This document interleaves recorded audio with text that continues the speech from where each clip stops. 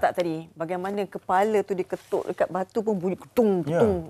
Itu bayangkan kepalanya pula libas ataupun menanduk salah seorang pada anggota. Betul, dan sebab itulah mendatangkan kecederaan dan difahamkan 3 ekor arapaima emas seberat 200 kg setiap ekor dengan panjang kira-kira 2.7 meter seperti yang anda saksikan visual tadi. Dan kami nak bersama dengan salah seorang individu yang berada di dalam operasi tersebut yang juga turut bertungkus lumus lah ya untuk menangkap 3 ekor arapaima tersebut. Cik Farid Aizat Omar, Pembantu Laut Jabatan Perikanan Negeri Melaka bersama kita. Assalamualaikum, selamat pagi. Selamat pagi, Tuan. Terima kasih sudi bersama kami, Tuan. Dari Melaka turun ke sini, ke Selangor. Ya, betul. Tapi masa operasi itu ada juga dari Selangor turun ke Melaka. Mungkin, ada. Berapa orang sebenarnya? Dia kekuatan anggota seramai 22 orang. Kerjasama antara Jabatan Perikanan Negeri Melaka dan Selangor lah.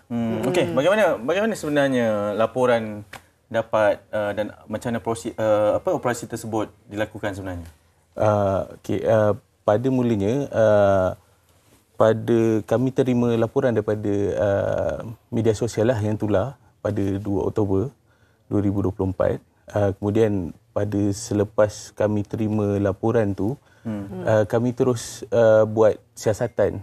Kami terus ke tempat kejadian, tempat lokasinya lah, di sebuah restoran terapung di Masjid Tanah lah. Dan kami dapati kawasan kolam ikan tu dia berdekatan dengan sungai. Jadi dia terdedah pada risiko banjir dan kawasan tu juga tidak dipagar dengan elok lah.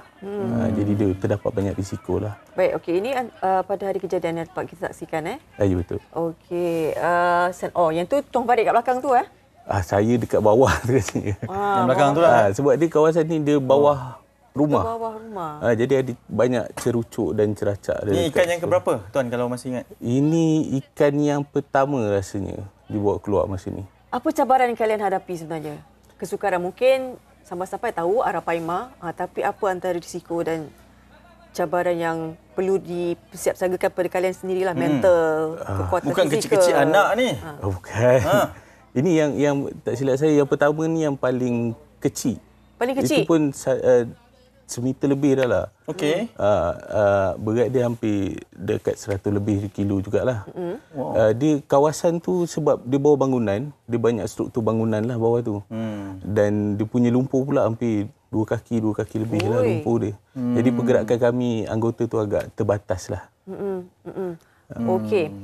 Kata ini yang pertama paling kecil, yang paling besar 2.7 meter. Betul.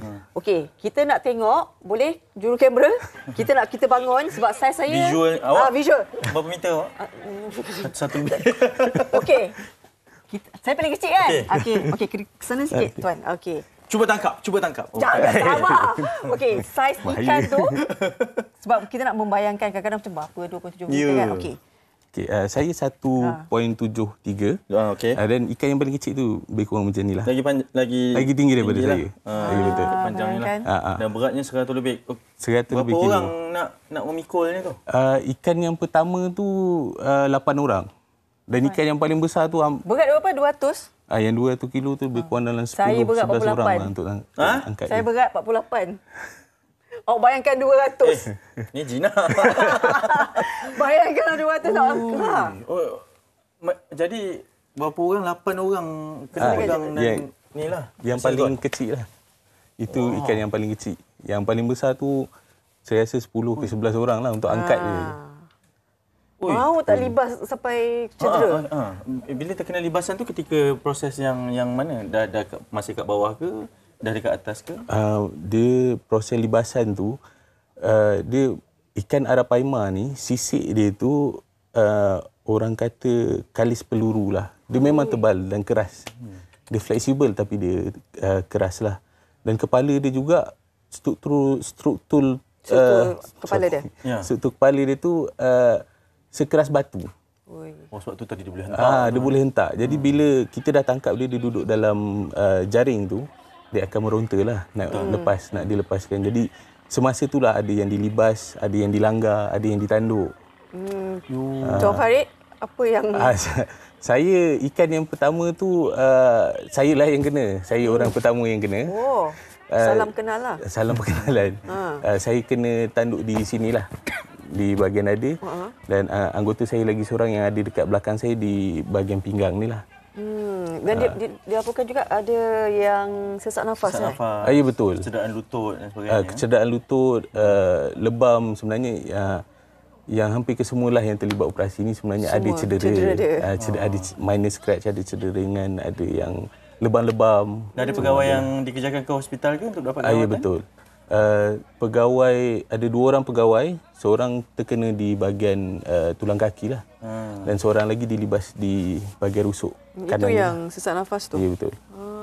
Okay. Risikonya agak tinggi juga sebenarnya. Adakah ini pengalaman pertama ataupun memang sebelum ini dah pernah berdepan dengan Arapaima gergasi sebegini? Untuk Pejabat Perikanan Negeri Melaka lah, ini kali pertama lah kami jalankan operasi untuk merampas, menyita ikan ni lah. Sebab ini adalah salah satu kesalahan lah kalau kita ya, betul. menternak ikan ia adalah sini. Kesalahan untuk menternak, memiliki, mempamerkan tanpa kebenaran bertulis daripada Ketua Pengarah Perikanan Malaysia lah. Bagi spesies ikan larangan ni lah. Melalui operasi ni berapa kos dia yang terbabit? Costing saya tak sangatlah. Buat pasal costing ni. Okey, Tuan, mungkin ada yang bertanya juga apabila 3 ekor ikan ni telah pun istilahnya dirampas lah ditangkap. Ke mana perginya? Apa yang dilakukan dibawa kepada ke mana? ikan ni?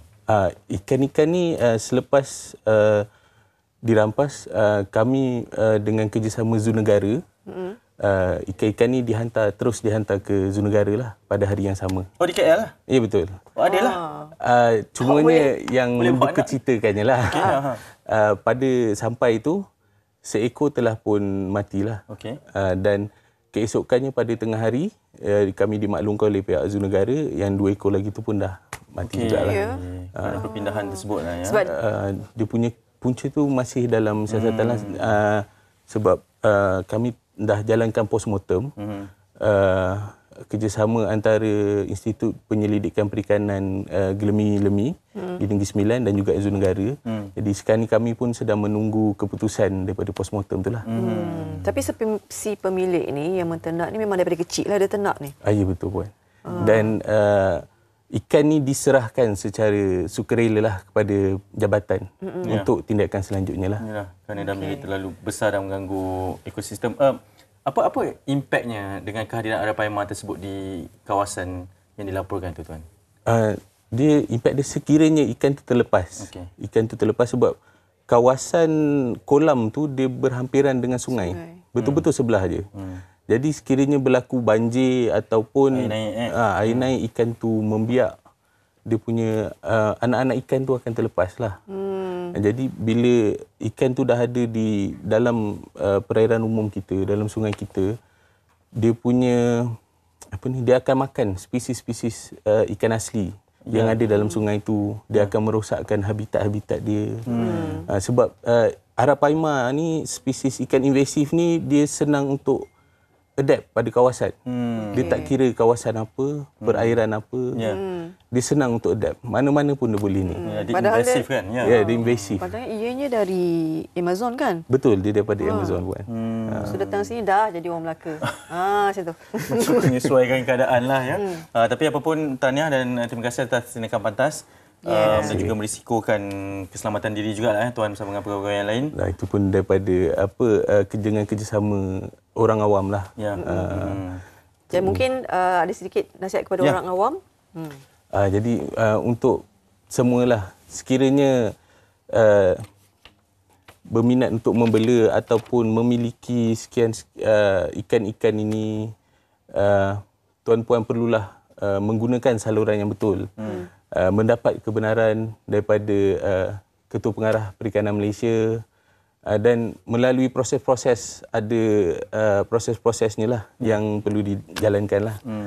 Tapi sebolehnya kalau berminat untuk beli ikan macam ni, nasihatnya janganlah.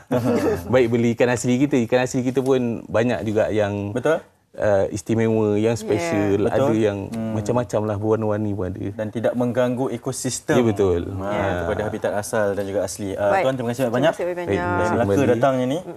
Tuan Farid Aizat Omar, Pembantu Laut Jabatan Perikanan Negeri Melaka.